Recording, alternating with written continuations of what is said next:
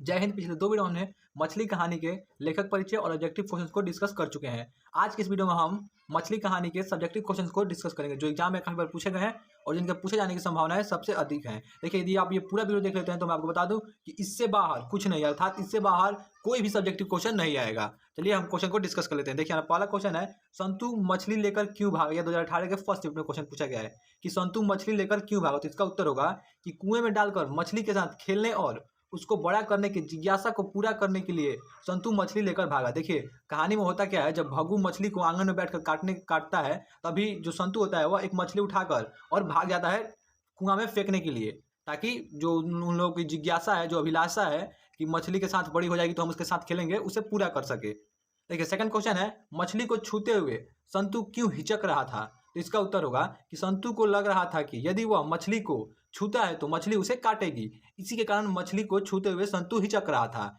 यह देखिए 2015 के सेकंड शिफ्ट का क्वेश्चन है। देखिए, क्वेश्चन हमारा है कि मछली को छूते हुए संतु क्यों हिचक रहा था। देखिए, हर लड़का लड़की जो छोटा होता है, बालक होता है, छोटी उम्र में, वो मछली से काफ़ी डरते हैं। हम लोग भी काफ़ी डरते थे। मछली को छूने पर लगता था कि कहीं वो काट न ले। इसी के डर से जो संतु था कहानी में, वह हिचक रहा था कि मैं मछली को कहीं छूंगा तो वो मुझे काट लेगी। देखिए, हमारा 3 नंबर क्वेश्चन है, मछली और दीदी में क्या समानता दिखलाई पड़ी है। तो इसका उत्तर होगा, आदमी के चंगुल में आकर मछली कटने को विवश थी। अर्थात जब मछली यदि कोई आदमी मछली पकड़ लेता है तो उसका पकड़ने का क्या उद्देश्य होता है कि उसे काट कर बनाना। तो आदमी के चंगुल में एक बार जब मछली फंस गई तो कटने के लिए अब विवश हो चुकी है।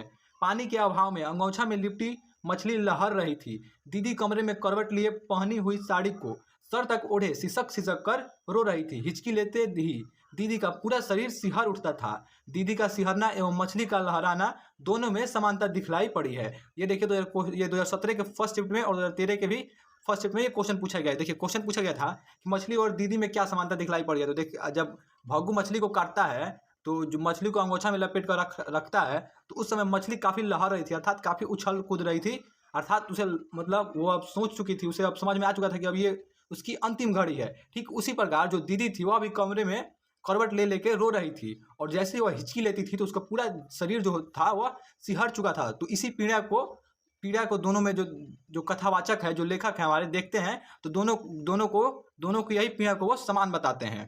देखिए, 4 नंबर हमारा क्वेश्चन है कि झोले में मछलियाँ लेकर बच्चे दौड़ते हुए पतली गली में क्यों घुस गए। तो इसका उत्तर होगा कि झोले में मछलियाँ लेकर बच्चे दौड़ते हुए पतली गली में घुस गए क्योंकि गली से घर नज़दीक पड़ता था, जिससे बच्चे घर जल्दी पहुंच जाते और दूसरे रास्ते में बहुत भीड़ थी। देखिए, जब बाजार में जो कथावाचक के पिताजी हैं वो उन्हें मछली खरीद कर देते हैं तो बच्चे जो थे वो पतली गली होकर घर जाते हैं। तो पतली गली होकर घर क्यों जाते हैं, पहला कारण वो नज़दीक पड़ता था और दूसरा रास्ता था उसमें बहुत भीड़ थी, इसीलिए बच्चे पतली गली होकर घर जाते हैं। देखिए, हमारे 5 नंबर क्वेश्चन है कि मछली को लेकर बच्चों की क्या अभिलाषा थी, अर्थात उनकी क्या जिज्ञासा थी, उन्होंने उसके प्रति क्या सोच रखा था कि इसके साथ हम क्या करेंगे। तो उसी के बारे में हमें आंसर में लिखना है। तो इसका उत्तर होगा कि मछलियों को लेकर बच्चों की अभिलाषा थी कि एक मछली पिताजी से मांगकर कुएं में डालकर बहुत बड़ी करेंगे, जब मन होगा बाल्टी से निकाल कर खेलेंगे, फिर कुएं में डाल देंगे। देखिए, जो कहानी में दोनों छोटे बालक को दिखाया गया है, संतु और उसके भाई को, तो वो लोग सोचते हैं कि 3 मछली है तो पिताजी से एक मछली हम मांग लेंगे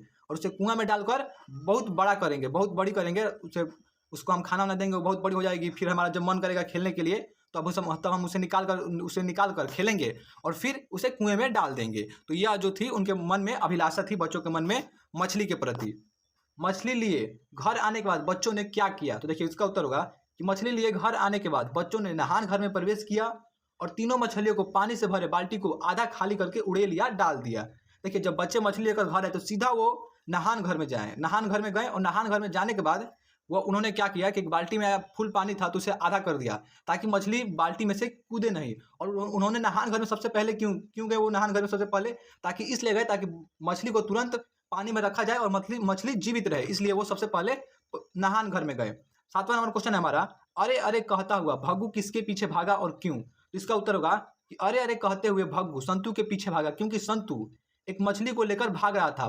भग्गू को डर था कि कहीं संतु मछली को कुएं में ना डाल दे। देखिए, जब भग्गू जो था घर का नौकर था, संतु के घर का नौकर, वो जब आंगन में मछली काट रहा था तो जो हमारा संतु है वह बैठ कर देख रहा था और क्या किया कि एक मछली उठाया अंगोछे में से और सीधा बाहर घर की तरफ भाग निकला। अब जो था भग्गू, वह अरे अरे कहते हुए उसके पीछे जाता है क्योंकि उसे डर था कि यदि वह मछली कुआं में डाल देता है तो जो संतु के पिताजी हैं वह भगु को बहुत डांटेंगे, इसलिए वह उसके पीछे भागता है। 8 नंबर वाला क्वेश्चन है कि संतु क्यों उदास हो गया। तो देखिए इसका उत्तर होगा माँ को मसाला पीसते देख संतु उदास हो गया, क्योंकि वो मसाला मछली के लिए ही था, अर्थात मछली अब कटने वाली थी। देखिए जब नहान घर से बाहर आता है संतु तो वो देखता है कि माँ जो है वह मसाला पीस रही है, और इस बारे में जब वो अपने भाई से बोलता है तो उसका भाई बोलता है कि अरे अरे अब तो लगता है मछली कटने वाली है। तो इस बात को सुनकर जो संतु था वह काफ़ी उदास हो गया।